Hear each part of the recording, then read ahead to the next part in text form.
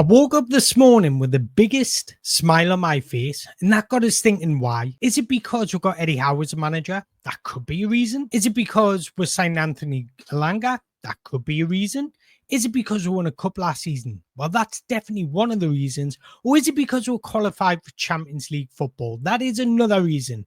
But there is one main reason, and it is because this picture is absolutely beautiful. It's a beautiful sight. Isn't it wonderful? Newcastle United are about to smash their record transfer for Hugo Ekitike. And I can't lie, guys, the sight and the thought of this dynamic duo is really exciting. Let's just take one moment, just one moment to admire the picture, just to admire what we could have in our front line next season. When you've got Anthony Gordon on one side, Anthony Elanga on the other side, Bruno and Tonali just in behind them. That is one of the best front six in the Premier League. So in this video, guys, we're going to be doing exactly that. We're going to have a quick look at Hugo Ekitike. We're going to have a look at what this means for Alexander Isak. Eddie Howe now has tactical options. We're going to look at what our front six have to offer and if we are really the best front six in the Premier League. So if and when Hugo Ekitike is announced, I'll do an in-depth tactical look and also a profile breakdown on Hugo Ekitike. But I just want to blow my own trumpet just for one moment, please, because I've been a huge fan of Hugo Ekitike even before the links to Newcastle United. So this is a guy that I've followed very, very closely for a while. And last night, Fabrizio Romano dropped this bombshell. Newcastle submitted an official bid to Eintracht Frankfurt for Hugo Ekitike. Apparently, it was a proposal of 75 million euros that it was previously offered by another club this summer. Newcastle now pushing to get the deal done. Whenever you hear the words accelerating or pushing, you know we're aggressive in this offer. And Newcastle United really want Hugo Ekitike. And you can see exactly why, because that duo with Alexander Isak is absolutely frightening. Now, it's quite clever from Newcastle United to open negotiations now because we're currently in Austria.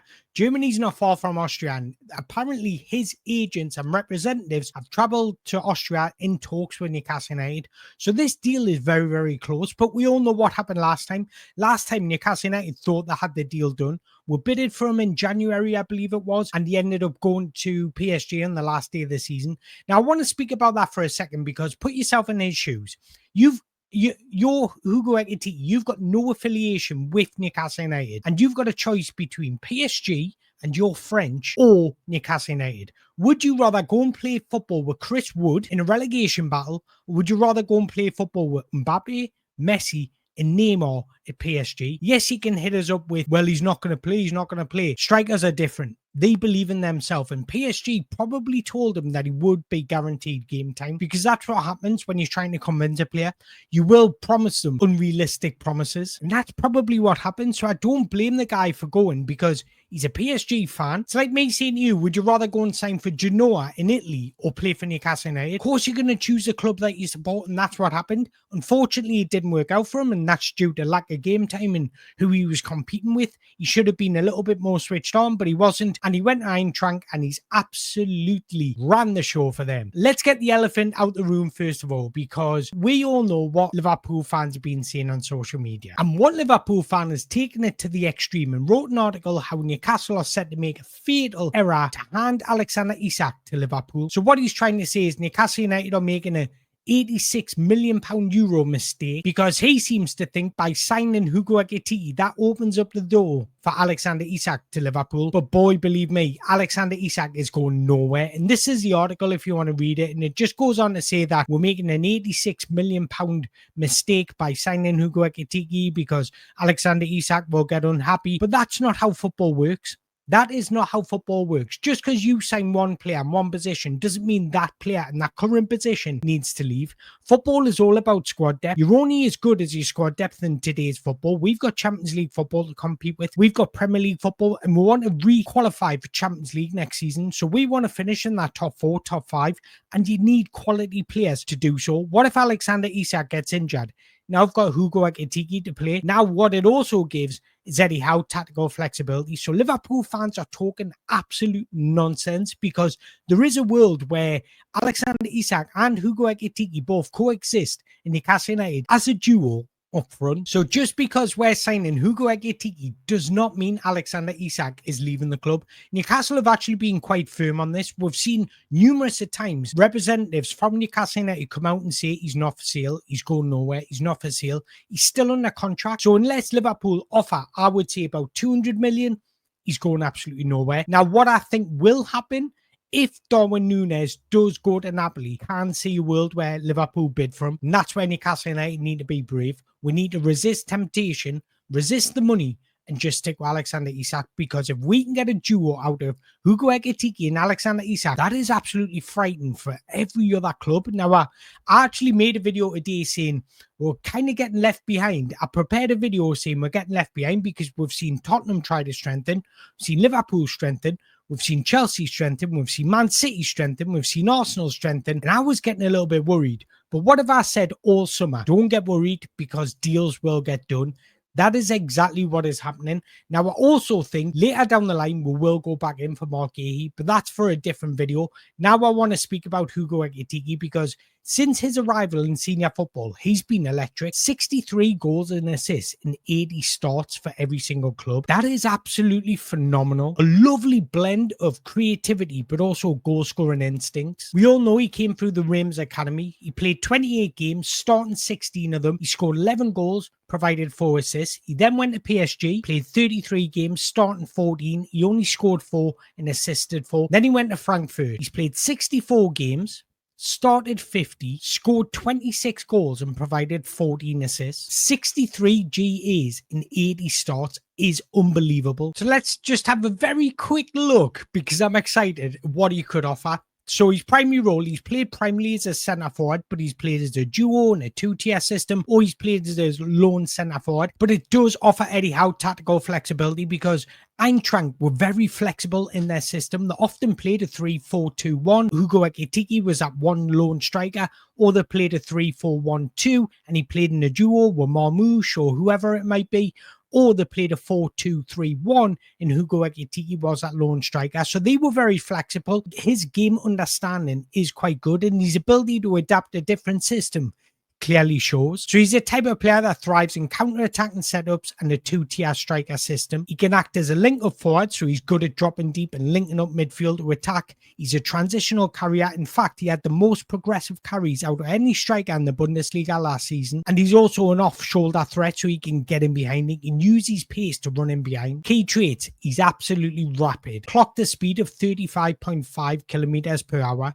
Among the fastest strikers in Europe. He's got a lean, mobile build similar to Alexander Isak. And I've already mentioned his ball carrying ability. He's really progressive and direct, but he's also agile despite his 6'3" frame. That allows him to use feints, close control, quick changes of direction to beat opponents. And he's got excellent off-ball movement. He can run in behind, he can drop deep, he can go out wide. So that offers you that rotational, fluid front four. Now, one area of improvement is his finishing. He's underperforming in his XG, but I don't mind that. I honestly don't mind that, because I think Eddie Howe can improve his finishing. We've seen him with Alexander Isak, we've seen him with Harvey Barnes, seen him with Anthony Gordon. They've all been scoring more goals under Eddie Howe. Now, why I don't mind it is because his XG shows that he gets into good positions.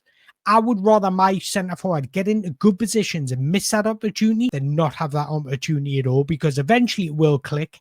And with this guy, he's already scoring a bundle of goals. He scored 22 goals in all competitions last season. So if he can bring that into the Premier League, boy, are we going to be devastating. Before we move on to what the hell Eddie Howe is cooking, let's have a look at how he compares to Alexander Isak. Now, I'm not trying to compare the two to see who is better.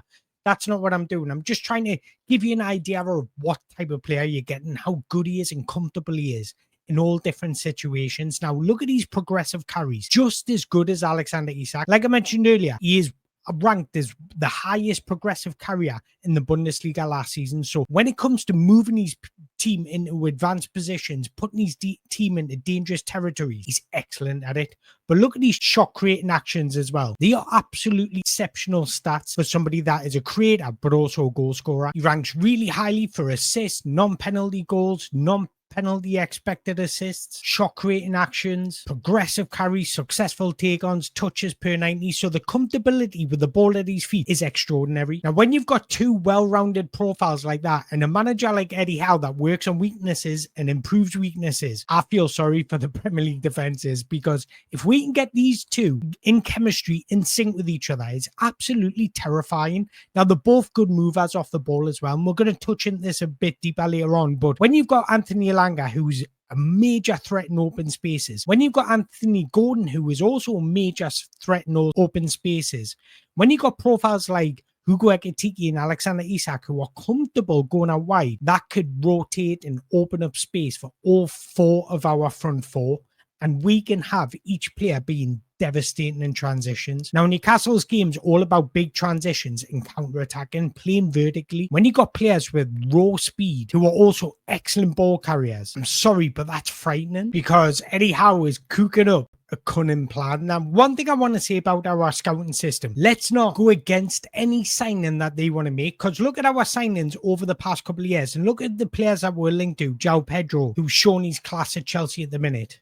We've been following Hugo Ekitike for 3 years now. Even the signing of Alexander Isak, he's just went up levels since he's come to Newcastle United. So we cannot deny their talent identification. It is absolutely exceptional. So I think everybody in recruitment, Newcastle United, deserve a round of applause, especially if we get this deal over the line. Now, I'll tell you why I'm excited about this deal, because we've suffered for 3 years. Because of PSR, Newcastle United have suffered for 3 years. We've had to go 3 transfer windows without making a major signing. We've signed youngsters into our academy, I understand that, but without making a first team signing, did how much pressure, energy, trust, and hard work our squad has had to put in these past 3 years. Qualified for Champions League out of 2 of those 3 years. To win a cup, the players deserve this signing more than anybody. But Eddie Howe is definitely cooking up something, because there's 2 things that kill in football, and I always say this, and that's pace and movement.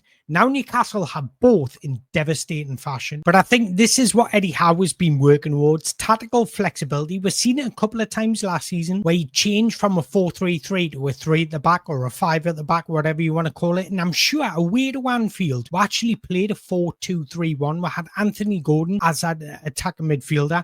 I'm sure that happened where we got to beat 2-0 away to Anfield when Alexander Isak didn't play, if I remember rightly. So he does want that tactical flexibility. And I believe every club, every team needs this, because you're going to come up against different systems, different tactics. And if you're going to adapt your tactic to counteract theirs, that just gives you an extra advantage before you even step out on the field. So he's got the possibility now of playing that 4-3-3, which he does like, or a 4-4-2, Mike Bassett era, or you can go to a 4-2-3-1, play Hugo Ekitike just in support of Alexander Isak, or you can also play that 3-5-2 system or a 3-5-2-1 and have somebody like Anthony Gordon and Hugo Ekitike in support of Alexander Isak. So now we've got different profiles of players. It gives Eddie Howe options. And we all know Eddie Howe's philosophy: intensity, directness, electric pace, and players interchanging and movement. Now, I've been sitting there thinking, if we played a 4-3-3 system, could Hugo Ekitike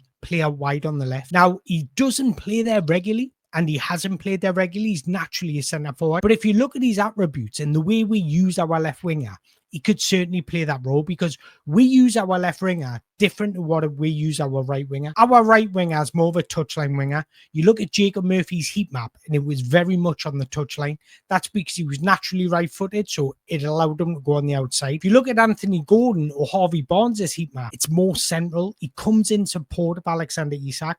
Now, Hugo Ekitike, because of that, because of the way we set up, could absolutely play that left-hand role in a 4-3-3. And I think that's one reason why we want Anthony Elanga, because he's naturally right-footed. So if we did want to play that 4-3-3 system, it is a right footer on the right wing, just like Jacob Murphy was. But now if you look at our front line, it is incredibly exciting. High pressing front 4, energetic front 6 when you include Bruno, Tonali or Joe Linton. We've got ball carriers, we've got a blend of technical players, physicality, especially in that midfield, power and raw speed. And all those combined make us a counter-attacking and big transitional threat. Now, if you look at each of our front 4, now I'm not taking away Jacob Murphy because he had an excellent season last season. I'm not taking away Harvey Barnes because he also had an excellent season last season. And there is a world where Jacob Murphy and both Harvey Barnes start our first game. That could actually happen. But I'm just talking about our signings and putting them in with Anthony Gordon and Alexander Isak. But if you look at them, the combination of creativity and goal scoring.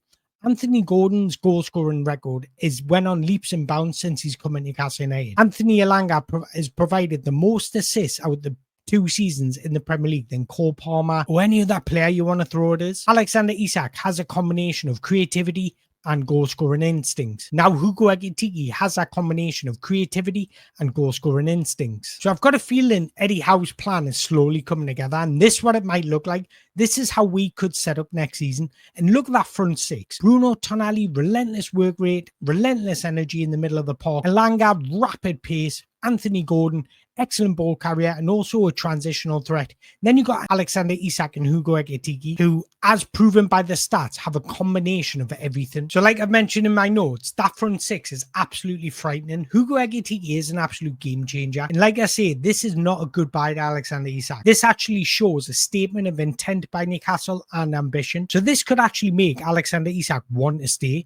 It offers tactical flexibility. In today's game, every manager needs these options, players and formation-wise. Now, if we look at that front 6 in more detail, like I mentioned, 2 things killing football: pace and movement. And that front 4 especially has got both of those. Let's take the 2 strikers in isolation. Alexander Isak and Hugo Ekitike. Agile, excellent ball carriers, the mobile, comfortable in possession, the fluid and rotational. So it allows us to maybe allow Anthony Gordon and Alexander Isak just to swap for 5 minutes, just to cause some confusion in the opposition's structured defense.